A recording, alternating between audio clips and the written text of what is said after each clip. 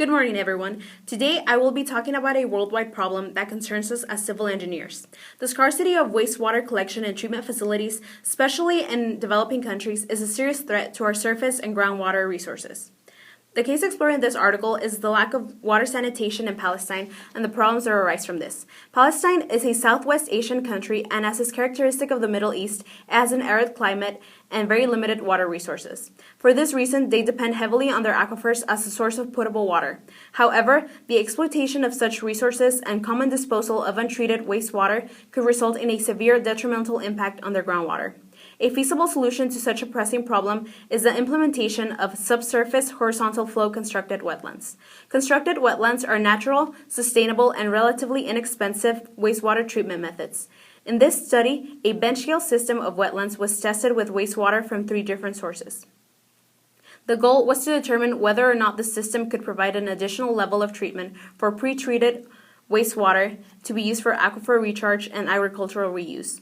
The system consisted of 3 60 by 45 centimeter stainless steel microcosms of subsurface horizontal flow wetlands. Each wetland included a layer of gravel seeped between 12.5 and 19 millimeters, with 40% porosity and common reed plants. The total testing time lasted for 7 months, during which the system was supplied daily with influent wastewaters. For 6 weeks, they were operated without being tested in order to allow the reed plants to grow. After this period, influent and effluent samples were tested for 6 weeks. The parameters in question included ammonium, nitrate, phosphate, chemical oxygen demand, dissolved oxygen, and pH. After the reeds were fully grown, the influent and effluent samples were also tested every week for the following 4 months for Jadal nitrogen, biochemical oxygen demand, dissolved organic carbon, sulfate, total suspended solids, total dissolved solids, electrical conductivity, and fecal coliform. A constant flow rate was also kept through the duration of the experiment to maintain a hydraulic retention time of 1.3 days. Oxide conditions were also ensured through the aeration of the influent. The influent and effluent samples to be tested were collected in sterile plastic bottles, which were refrigerated at 4 degrees Celsius for later analysis. Analysis of the data was performed using the American Public Health Association standard methods. Removal efficiency, specific removal rate, and biochemical oxygen demand were calculated based on field measurements. A high ammonium removal was observed mostly due to the fact that shallow wetlands and shorter hydraulic retention time enable prevalent aerobic conditions. Phosphate removal through this method is usually not very high. As expected, removal was about 60%, and it is due to the type of vegetation, microorganisms, and substrate found in the system.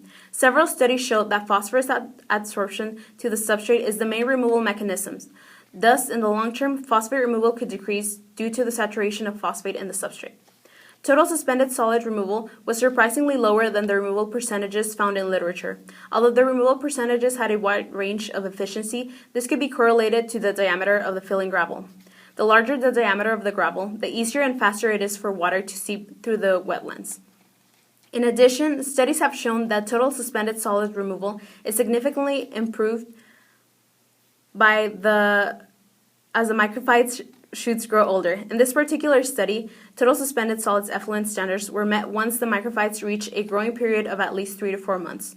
Total dissolved solids and electrical conductivity increased as a result of evapotranspiration. Fecal coliform removal was relatively low in part due to the hydraulic retention time of 1.3 days, which created an unfavorable environment for fecal coliform removal.